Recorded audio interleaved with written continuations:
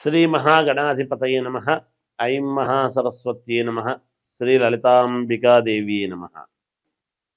రాశి ఫలాల కార్యక్రమంలో భాగంగా ఈ సెప్టెంబరు మాసము అంతా కూడా చివరి వరకు, మాసము ప్రారంభం నుండి చివరి వరకు కూడా ద్వాదశ రాసుల వాళ్లకు, అంటే 12 రాసుల వాళ్లకు, మేషము నుండి మీనరాశి వరకు అందరికీ ఎలా ఉండబోతుంది, ఏమి చేసుకుంటే మేలు జరుగుతుంది అనేటువంటి విషయాలు ప్రతి మాసము చెప్పుకుంటున్నట్టుగానే ఈ మాసము కూడా చెప్పడం జరుగుతున్నది. అయితే ఈ మాసంలో 1వ తేదీ నుండి చివరి వరకు అన్నప్పుడు మధ్యలో వినాయక చవితి పండుగ వస్తూ ఉన్నది. అలాగే ఏ రాశి వాళ్ళు వినాయక చవితి పండుగ రోజు ఏమి చేసుకుంటే మీ పనులకు విఘ్నాలు తొలగి నిర్విఘ్నముగా బాగా ఉండేట్టుగా మేలు జరుగుతుంది అనేటువంటి విషయాన్ని ఈ ద్వాదశ రాసుల వాళ్లకు కూడా చివరిలో చెప్పడము జరుగుతున్నది. అందువలన అసలు ఎలా ఉండబోతుంది, ఏ రాశి వాళ్లకు, ఏ రాశి వాళ్ళు ఏమి పరిహారము చేసుకుంటే మేలు జరుగుతుంది. వినాయక నవరాత్రులు వస్తున్నాయి.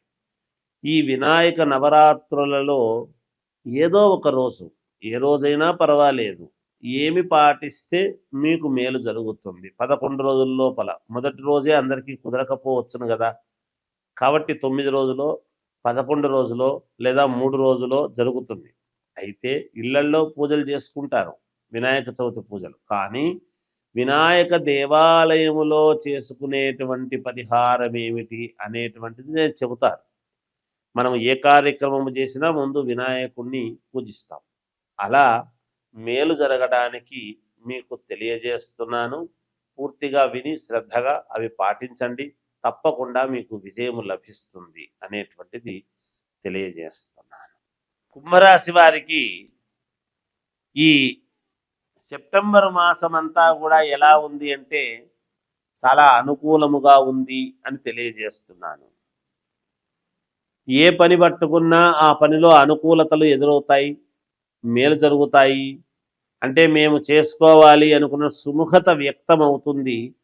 1-2 చోట్ల ఏమైనా ఎదురు కావచ్చేమో కానీ 10 పనులు పట్టుకున్నప్పుడు దాదాపు 7 పనులు పూర్తి అవుతాయి. ఒక 2-3 పనులు కాస్త ఆలస్యము కావచ్చునేమో.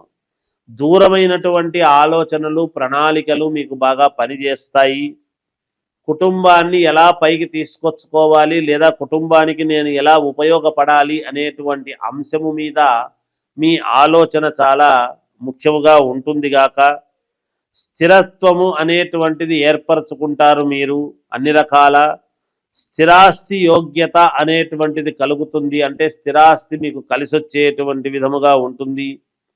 వృత్తి వ్యాపారము చేసేటువంటి విషయాల్లో కూడా మీ యొక్క పదవులలో మీరు బాగా పాతుకుపోవటం లాంటివి జరుగుతాయి.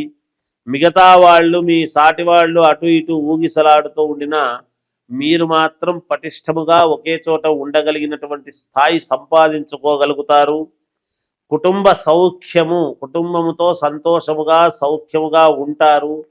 తీర్థయాత్ర ప్రయాణాలు చేస్తారు గాక, దైవారాధనతో దైవ దర్శనాలు చేస్తారు. ఉద్యోగముల యందు అధికారులతో మన్ననలు, ప్రశంసలు పొంది మీరు సన్మానాలు గట్రా చేయించుకునేటువంటి విధముగా ఉంటుంది గాక. పరోపకార కార్యములు చేయుట అనేటువంటిది చేస్తారు. అడిగిన వాళ్లకు మీరు కాస్త సహకారము చేయటం వలన కీర్తి ప్రతిష్టలు కూడా సాధిస్తారు. మీ మాటకు విలువ పెరుగుతుంది. మీరు చెప్పారు అంటే తప్పకుండా చేసి తీరుతారు అనేటువంటి భావన కలుగుతుంది గాక. అలాగే శరీర శ్రమ, కాస్త ధనము ఎక్కడో ఒక చోట 2 ఏదో నష్టం అయ్యేటువంటి అవకాశాలు ఉన్నాయి, జాగ్రత్తగా పెట్టండి. మనోచాంచల్యము, మనస్సు ఒకే దాని మీద కాకుండా చంచలత్వము కలిగి ఉంటుంది. ఒకదాని మీద కాకుండా ఇంకోటి చేద్దాం, లేకుంటే ఇంకోటి చేద్దాం అనేటువంటి ఆలోచనలకు వెళ్ళవద్దండి.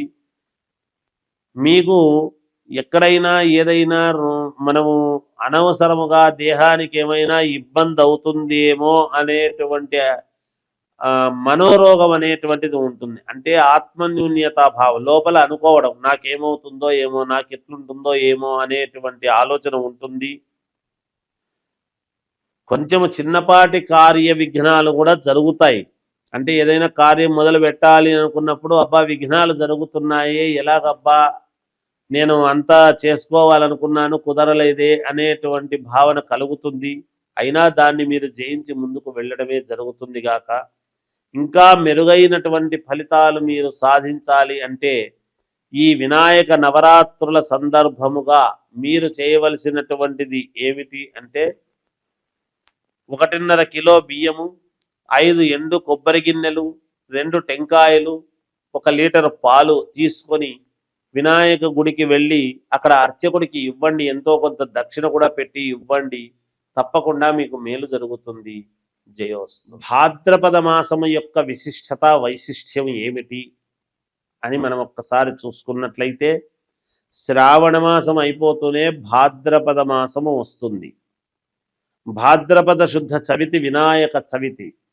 ఆ వినాయక నవరాత్రులు 11 రోజుల 9 రోజుల అనేటువంటిది మనం చేయడం జరుగుతూ ఉన్నది వినాయక నవరాత్రులు. అయితే భాద్రపద మాసము అనంగానే కలవు చండీ వినాయకవు అని. కలియుగములో చండీ అంటే అమ్మవారు పార్వతీదేవి కదా, అందువలన అమ్మవారిది వినాయకవు అన్నాడు.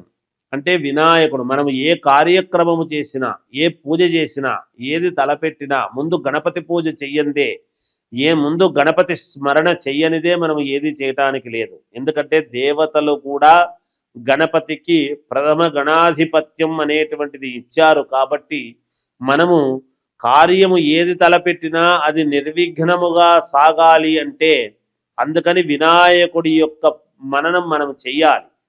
అందుకే ఏదైనా ఒక శుభకార్యం చేస్తున్నామంటే ముందు వినాయకుడిని చేసి పెట్టకూడదు పసుపుతో. అలా వినాయకుడిని చేసి పెట్టాము అంటే కార్యక్రమం అంతా ఆలస్యం అవుతుంది. వచ్చి పీటల మీద కూర్చున్న తర్వాతనే ఇంకా వినాయకుడిని చేయటం అనేది జరుగుతుంది. ఇది మనం గుర్తుంచుకోవాలి. చాలామంది పూజారులు కావచ్చు, పౌరోహితులు కావచ్చు ఇది పాటిస్తారు చాలామంది.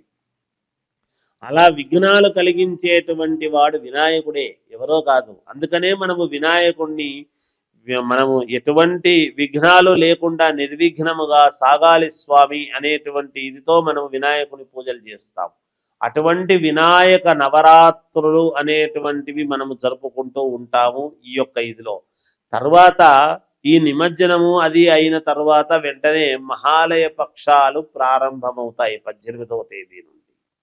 మహాలయ పక్షాలు అంటే ఆ పక్షమి 15 రోజులు మనం ఏమి చేయడానికి ఉండదు. మహాలయ పక్షాల్లో అంటే పితృకార్యక్రమాలు అవి చేసుకోవటానికి చాలా ఉపయోగపడతాయి. అంటే పొరపాటున గనక మనం ఎప్పుడైనా పితృకర్మలు చేయకపోతే లేదా పితృదోషాలు ఉండేటువంటి వాళ్లకు వంశపారపర్యముగా మేము ఎంత కష్టపడుతున్నా మాకు బాగా జరగడం లేదు గురువు గారు, ఏమి దోషం ఉందో ఏమో, మా జాతకాల్లో మేము అన్నీ చూపించుకున్నాము, మరి ఎందుకో మేము ముందుకు వెళ్ళలేకపోతున్నాము, మేము ఈ వ్యాపారంలో కలిసి రావడం లేదు, ఈ ఉద్యోగంలో నాకు ఇబ్బందిగా ఉంది, లేదా ఇది జరగడం లేదు అని వస్తారు. చాలా మందికి పితృదోషాలు అనేటువంటివి ఉంటాయి. ఈ పితృదోషాలు అనేటువంటివి ఎక్కడి నుంచి వస్తాయంటే మనము చేసేటువంటి పనులు మన పిల్లలకు రావటం అనేటువంటిది జరుగుతుంది. అందుకనే మనము పుణ్యము చేస్తే పుణ్యము పిల్లలకు వస్తుంది, మనం ఏదైనా ఇబ్బందులు చేస్తే ఇబ్బందులు పిల్లలకు వస్తాయి. అది గమనించాలి. అది అలాంటి పితృదోషాలు అవి ఉండి వాటి వలన ఎవరెవరికి ఎటువంటి పితృదోషాలు ఉన్నాయి ఏమిటి అనేటువంటి వాటి పరిహారాలు చేసుకోవటానికి మనము జీవితంలో ముందుకు వెళ్ళటానికి ఆ మహాలయ పక్షం అనేటువంటివి మనకు చాలా వరకు మేలు చేస్తుంది. అటువంటి సమయంలో గనక దోషాలు పోవడానికి గనక మనం చేసుకున్నాము అంటే మన జీవితంలో ఎన్నో కోట్ల రెట్లు మేలు జరిగే అవకాశం ఉంటుంది. ఎప్పటి నుంచో బాధపడుతుండేటువంటి బాధలన్నీ కూడా తొలగిపోయి మేలు చేసుకోవచ్చు. అయితే ఎటువంటి పరిహారాలు గురువు గారు అనవచ్చును. అయితే ఎవరి జాతకాన్ని బట్టి వాళ్ళకు పరిహారాలు ఉంటాయి, ఎవరి స్థితిగతులను బట్టి వాళ్ళకు పరిహారాలు ఉంటాయి. అంటే స్థితిగతులను బట్టి పరిహారాలు అంటే డబ్బు గురించి అని కాదు, జాతక స్థితిగతులను బట్టి. జాతకములో ఉండేటువంటి నవగ్రహ స్థితిగతులను బట్టి నేను చెబుతున్నాను. ఆస్తిపరుడైతే ఎక్కువ ఉంటుంది, ఆస్తి లేని వాళ్ళకైతే తక్కువ ఉంటుంది అని ఆ ఉద్దేశ్యంతో అనడం లేదు. అంటే ఉన్న గ్రహస్థితులను బట్టి, వాటి యొక్క కర్మ ఫలితాలను బట్టి, పితృదోషాలు ఎటువంటివి ఉన్నాయి ఏమిటి అనేటువంటిది చూసుకొని ఎటువంటి దోషాలను మనము పోగొట్టుకుంటే మేలు అనేటువంటి దానికి మహాలయ పక్షాలు ఉన్నాయి. ముందు వినాయకుడి యొక్క పూజలు జరుగుతూ ఉన్నాయి, నవరాత్రులు. ఇవి రెండూ కూడా భాద్రపద మాసములో రావటము విశేషం. ఎప్పుడూ కూడా భాద్రపద మాసంలోనే వస్తాయి. దీంట్లో పెద్దగా ఏమీ ఆలోచన ఏమి లేదు. అంటే పౌర్ణమి వరకు చూడండి, భాద్రపద శుద్ధ పౌర్ణమి వరకు వినాయకుడి యొక్క వ్యవహారాలన్నీ కూడా నడుస్తాయి. ఆ తర్వాత పౌర్ణమి తర్వాత నుంచి మహాలయ పక్షాలు మళ్ళీ అమావాస్య వరకు ఉంటాయి. ఆ తర్వాతనే మనకు ఏమిటి అంటే మళ్ళీ నవరాత్రులు, అమ్మవారి నవరాత్రులు. అందుకే నేను మొదట్లోనే కలవు చండీ వినాయకవు అన్నాను. అమ్మవారి నవరాత్రులు అంటే మొదట కొడుకువి నవరాత్రులు, తర్వాత తల్లికి నవరాత్రులు. వీళ్ళిద్దరికే నవరాత్రులు. పేరు ఏది పెట్టినా గుప్త నవరాత్రులని ఇవన్నీ కూడా తర్వాత మళ్ళీ మనం చెబుతాం మామూలుగా. అవి ఏవి పెట్టినా ప్రాధాన్యత ఏమిటి అంటే గణపతి నవరాత్రులు, ఈ దసరా శరన్నవరాత్రోత్సవాలకు అమ్మవారి నవరాత్రులు. అందుకే తల్లి కొడుకు, ఇంట్లో పెద్ద కొడుకు ప్రతి వాళ్లకు కూడా పెద్ద కొడుకు వినాయకుడితో సమానమే, చిన్న కొడుకు సుబ్రహ్మణ్య స్వామితో సమానమే.